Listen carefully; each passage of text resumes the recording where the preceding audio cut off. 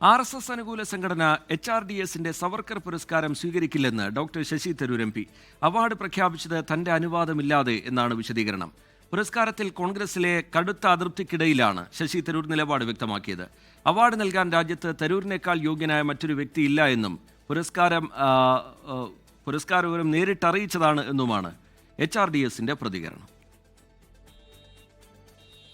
രാഷ്ട്രപതിയുടെ അത്താഴ വിരുന്നു വിവാദം അണയുന്നതിനു മുൻപാണ് കോൺഗ്രസിനെ പ്രതിരോധത്തിലാക്കിയ പുതിയ സംഭവം.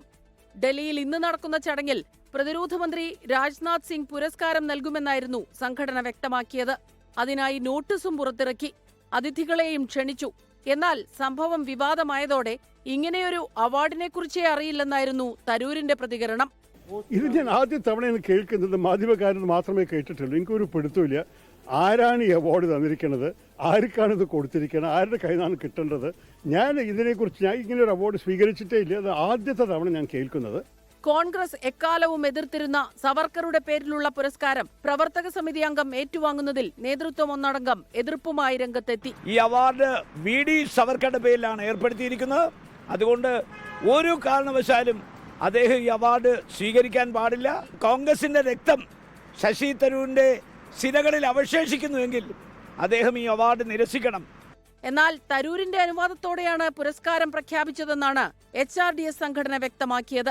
ലോകത്തിന് വേണ്ടിയിട്ട് വലിയ രൂപത്തിലുള്ള സംഭാവന ഇന്ത്യയിൽ നിന്നുള്ള ഒരാൾ ലോകം മുഴുവൻ അറിയപ്പെടുന്ന ഒരു നിലയിലേക്ക് വന്നത് ആളാണ് തരൂർജി.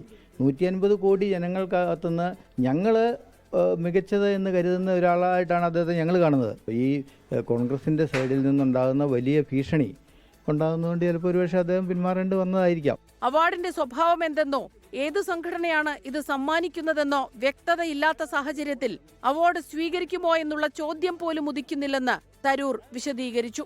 ഡൽഹിയിലുണ്ടായിരുന്ന തരൂർ സ്വകാര്യ ചടങ്ങിൽ പങ്കെടുക്കാൻ കൊൽക്കത്തയിലേക്ക് തിരിച്ചു. 24 ഡൽഹി.